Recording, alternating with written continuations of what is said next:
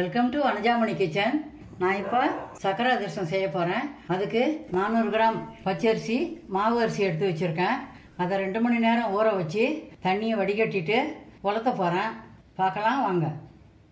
400 gram அரிசியை 2 மணி நேரம் கழுவிட்டு வடிகட்டி வச்சுருக்கேன். இப்போ இந்த துணியில் உலர்த்த போகிறேன்.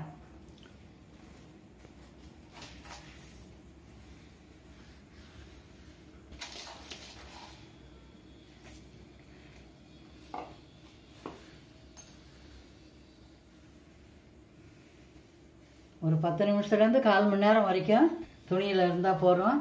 அரிசி எடுத்து பிடிக்கும்போது கையில் ஈரம் இருக்கணும், ஆனால் இவ்வளோ தண்ணி இருக்கக்கூடாது. அதனால் கொஞ்சம் உணரட்டும். உணர்ந்த பிறகு உங்களுக்கு அந்த பதம் காட்டுறேன். அரிசி உணர்ந்துடுது எப்படின்னு பாருங்கள். அப்படி கையில் பிடிச்சாக்கா தண்ணி இருக்கக்கூடாது, அப்படி பிடிச்சா ஈரம் இருக்கணும் அரிசியில், அவ்வளோதான். இப்போ எடுத்து ஜாருக்கு மாற்றிக்கிறேன். அரிசிக்குன்னு வந்து மாவு காட்டுறேன்.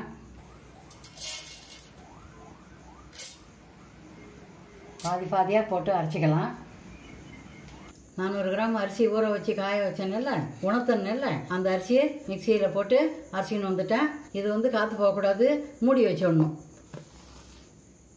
400 கிராம் அரிசிக்கு 300 கிராம் சர்க்கரை, கொஞ்சம் ஏலக்காய் பொடி, கொஞ்சம் சுக்கு பொடி, 200 கிராம் தண்ணி. சர்க்கரை முழுகிற வரைக்கும் தண்ணி. 400 அரிசி, 300 சர்க்கரை, 200 தண்ணி. இப்போ பாவு காய்ச்சலாம், பார்க்கலாம் வாங்க. சர்க்கரை அதிரசம் செய்ய ஸ்டவ் ஏற்றிக்கணும், குக்கர் வச்சுக்கணும். சர்க்கரையை கொட்டிக்குவோம். 400 கிராம் அரிசிக்கு 300 கிராம் சர்க்கரை, சர்க்கரை நனைகிற அளவுக்கு 200 கிராம் தண்ணி. இதுதான் சரியான அளவு. காயட்டும். இப்போ சர்க்கரை பாவை கொஞ்சம் எடுத்து தண்ணியில் ஊற்றி பார்ப்போம்.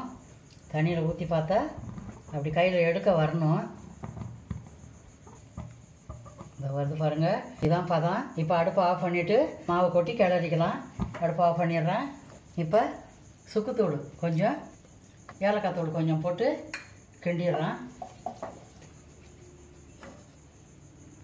கிண்டிட்டு மாவை கொஞ்சம் கொஞ்சமாக போட்டு கிண்டணும்.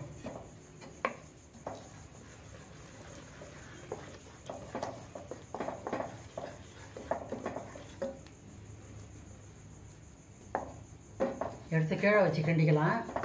கீழே வச்சுக்கிறேன். கொஞ்சம் கொஞ்சமாக கொட்டி கிளறிக்கலாம்.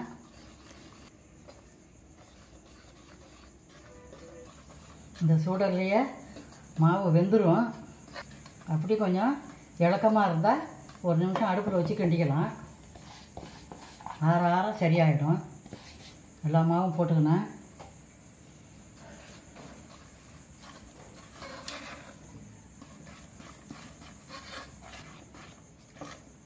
கொஞ்சம் இளக்கமாக இருக்குது. 1 நிமிஷம் அடுப்பில் வச்சு கிண்டிக்கலாம். சர்க்கரை அதிரசத்துக்கு மாவு சரியாக பிசைஞ்சாச்சு.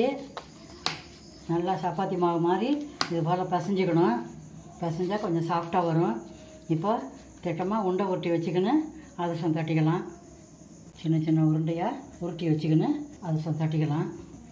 இதே போல் எல்லாத்தையும் உருண்டை ஊட்டி வச்சுக்கலாம். ஸ்டவ் ஏற்றிங்கன்னா வானலில் எண்ணெய் காய்ஞ்சிடுது. கையில் நெய் தடவிட்டு பிளாஸ்டிக் ஷீட்டை வச்சு ஷீட்டில் தட்டலாம், இல்லை வாழை இலையிலையும் தட்டலாம்.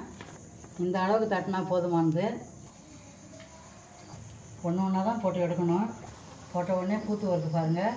மீடியம் ஃப்ளேமில் வச்சுக்கலாம். அடுப்பை அதிகமாக வைக்க வேண்டாம். கொஞ்சம் நிதானமாக வெந்தால் தான் உள்ளுக்குள்ளே இருக்கிறது வேகும்.